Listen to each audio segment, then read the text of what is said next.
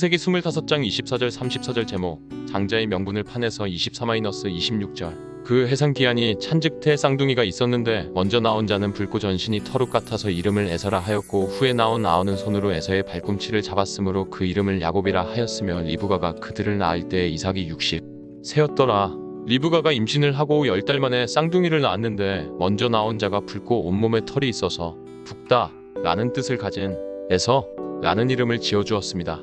그리고 나중에 나온 동생은 형의 발꿈치를 잡고 태어나서 발꿈치를 잡은 자 라는 뜻의 야곱이라는 이름을 지어주었습니다. 27절 그 아이들이 장성함에서는 익숙한 사냥꾼이었으므로 들사람이 되고 야곱은 조용한 사람이었으므로 장막에 거주하니 리브가가 낳은 쌍둥이는 한날 한시에 태어났지만 겉모습이라든지 성격이 완전히 극과 극이었습니다. 에서는 털이 아주 많은 사람이었고 성격도 얼마나 남성답고 활달한지 몰랐습니다. 그래서 그는 그의 생김새와 성격에 맞게 사냥꾼이 되었습니다. 반면에 야곱은 아주 조용한 사람이었으며 생긴 것도 아주 얌전하게 생겼습니다. 야곱도 그의 성격과 생김새에 맞게 여자처럼 집안에서 어머니 리브가의 잔심부를 하면서 조용히 지냈습니다. 그 당시 사람들이 가장 선호했던 남자의 직업은 사냥꾼이었습니다. 사냥꾼 중에서 가장 유명한 사람이 누구입니까? 그는 니무롯이라는 사냥꾼이었습니다. 니무롯 같은 사냥꾼이 없다고 할 정도로 니무롯은 뛰어난 사냥꾼이었습니다. 사람들은 남성적이고 활달하고 힘도 무척이나 세었던 니무롯을 따랐습니다. 그래서 니무롯은 나라를 세우고 왕이 되었습니다. 이와 같이 그 당시 사냥꾼은 남성다움의 상징이었으며 최고의 직업이었는데 에서가 바로 그 당시 최고의 직업을 가진 사람이었다고 하는 것입니다. 반면에 야곱은 집안에서만 지냈기 때문에 마땅한 직업도 없었습니다. 사람들은 이 둘 중에 누구를 더 좋아하겠습니까? 당연히 에서를 좋아하게 되어 있습니다. 그런데 하나님도 일반 사람들처럼 에서 같은 사람을 좋아하셨겠습니까? 하나님도 사람을 보는 기준이 그런 것일까요? 아닙니다. 하나님께서 사람을 보시는 기준은 그런 것이 아닙니다. 우리는 에서와 같이 남성적이고 활달하거나 야곱과 같이 조용하고 내성적인 것을 뭐라고 부릅니까? 우리는 그걸 기질이라고 부릅니다. 그런데 우리가 태어난 후에 가꾸고 길러서 지금 우리가 가지고 있는 그런 기질을 만들어가는 것입니까? 아닙니다. 기질은 태어날 때부터 가지고 태어나는 것입니다. 기질은 태어날 때부터 정해지는 것이지 우리가 가꾸거나 길러서 만들어지는 것이 아니라고 하는 것입니다. 그런데 그 기질이 우연히 우리에게 주어진 것입니까? 아닙니다. 사람들이 태어날 때부터 가지고 태어나는 기질은 하나님께서 일방적으로 우리에게 주신 것입니다.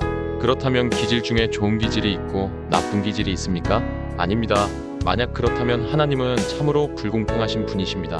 왜냐하면 하나님께서 모든 사람에게 골고루 좋은 기질을 주신 것이 아니라 어떤 사람에게는 좋은 기질을 주셨고 어떤 사람에게는 나쁜 기질을 주셨기 때문입니다. 만약 좋은 기질이 있고 나쁜 기질이 있다면 얼마든지 이런 말을 할 수 있다는 것입니다. 그러나 기질 중에는 나쁜 기질이 있고 좋은 기질이 있는 것이 아니라 다 똑같습니다. 왜냐하면 모든 사람들에게 저마다 다른 기질을 주신 하나님은 지극히 공평하신 분이시기 때문입니다.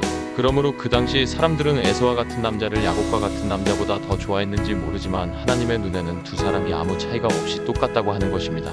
그러므로 우리도 자기나 다른 사람들의 기질을 보고 좋다 나쁘다고 평가해서는 안 되며 모든 기질을 똑같이 볼 수 있어야 합니다.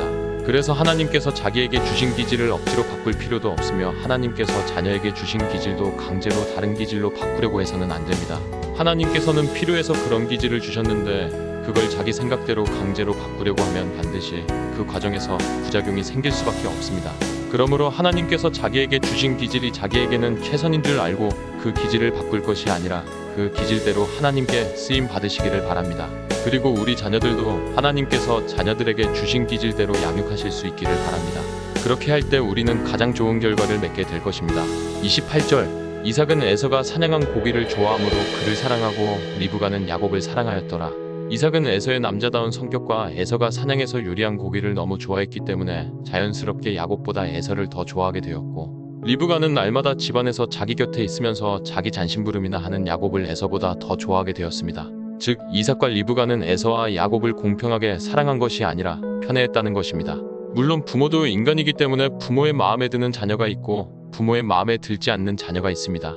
그리고 더 사랑이 가는 자녀가 있는가 하면 사랑이 덜 가는 자녀가 있습니다. 그렇지만 그것을 겉으로 드러내서는 안 됩니다. 그걸 편애라고 하는데 그렇게 되면 자녀가 상처를 입고 탈선하기 쉽기 때문입니다.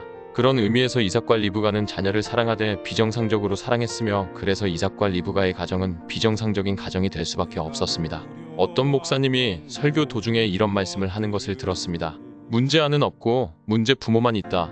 아이들이 탈선하고 문제아가 되는 것은 전부 다 부모 책임이라는 것입니다. 부모가 아이들을 그렇게 될 수밖에 없도록 만들었다는 것입니다. 그러므로 우리가 건강한 자녀를 원한다면 절대로 자녀를 편애해서는 안 되며 우리 자녀가 항상 우리를 보고 있다는 생각을 잊어버리지 마시고 우리의 말과 행동과 생각까지 자녀에게 좋은 영향을 끼칠 수 있도록 노력하시기를 바랍니다. 늘 하나님 앞에서 하나님께서 기뻐하실 수 있는 삶을 살기 위하여 노력하시기를 바랍니다. 우리 자녀들이 그런 우리의 모습을 통하여 하나님을 발견하게 될 것이며 그들도 부모인 우리처럼 하나님께서 기뻐하셔서 복을 부어주실 수밖에 없는 자녀로 자라가게 될 것입니다. 29-34절 야곱이 죽을 쑤었더니 에서가 들에서 돌아와서 심히 피곤하여 야곱에게 이르되 내가 피곤하니 그 붉은 것을 내가 먹게 하라 한지라. 그러므로 에서의 별명은 에돔이더라. 야곱이 이르되 형의 장자의 명분을 오늘 내게 팔라. 에서가 이르되 내가 죽게 되었으니 이 장자의 명분이 내게 무엇이 유익하리요. 야곱이 이르되 오늘 내게 맹세하라. 에서가 맹세하고 장자의 명분을 야곱에게 판지라. 여자의 명분을 가볍게 여김이었더라. 하루는 에서가 산에서 사냥을 하고 돌아왔는데 몹시 시장하였습니다. 그런데 보니까 야곱이 마침 죽을 쑤고 있었습니다. 그래서 에서는 배가 너무 고파서 야곱에게 그 죽을 좀 달라고 하였더니 야곱은 형 에서에게 장자의 명분을 자기에게 주면 죽을 주겠다고 하며 죽 한 그릇과 에서의 장자의 명분을 바꾸자고 하였습니다. 에서는 그 말을 듣고 장자의 명분을 죽 한 그릇과 바꿔버렸습니다. 신약 성경 히브리서에서는 이 에서를 이렇게 평가하고 있습니다. 히브리서 12시 16분-17 음행하는 자와 혹 한 그릇 음식을 위하여 장자의 명분을 판 에서와 같이 망령된 자가 없도록 살피라. 너희가 아는 바와 같이 그가 그 후에 축복을 이어받으려고 눈물을 흘리며 부하되 버림바가 되어 회개할 기회를 얻지 못하였느니라. 히브리서에서는 에서를 망령된 자라고 말씀하고 있습니다. 그 이유를 이렇게 말씀하고 있습니다. 한 그릇 음식을 위하여 장자의 명분을 파내서 그리고 그 결과를 이렇게 말씀하고 있습니다. 그가 그 후에 축복을 이어받으려고 눈물을 흘리며 부하되 버림바가 되어 회개할 기회를 얻지 못하였느니라. 그 후 에서는 아무리 하나님의 축복을 받으려고 애를 써도 하나님의 축복을 받을 수가 없었습니다. 왜냐하면 에서는 지금 보이는 것에 모든 관심이 있었지 하나님의 축복 같은 것에는 전혀 관심이 없었기 때문입니다. 우리도 이 에서와 같이 세상의 것을 취하기 위하여 세상의 것에 욕심을 내다가 하나님의 축복을 다 빼앗기는 미련하고 어리석은 길로 갈 수 있습니다.